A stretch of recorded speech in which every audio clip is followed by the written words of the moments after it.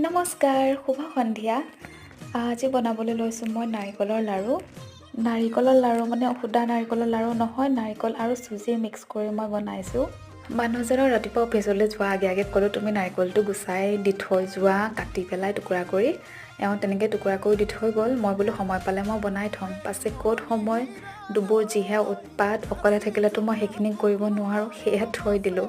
আৰু সন্ধিয়া এওঁ আহি পাই গ'ল আৰু মই তেতিয়া ক'লোঁ ক'লা বাকলিখিনি তুমি এৰুৱাই দি কুটি দিয়া, তেতিয়া মই বনাবলৈ সহজ হ'ব। তাৰপিছত এওঁ মোক কৰি দিলে সহায় আৰু মই বনোৱাত লাগি গ'লোঁ।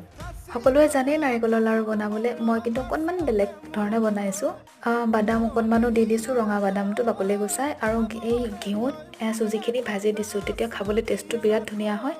আৰু গোটা লং ইলাচি দুটাও মই ভাজোতে দি দিছোঁ, দি কিন্তু মই কাঢ়ি আঁতৰাই থৈ দিছোঁ, নহ'লে মানে লাডুখিনিত ক'লা ক'লা লাগে যে দেখিবলৈ। বাকী সকলোৱে বনোৱা ধৰণে খাবলৈ কিন্তু বিৰাট ধুনীয়া হৈছে।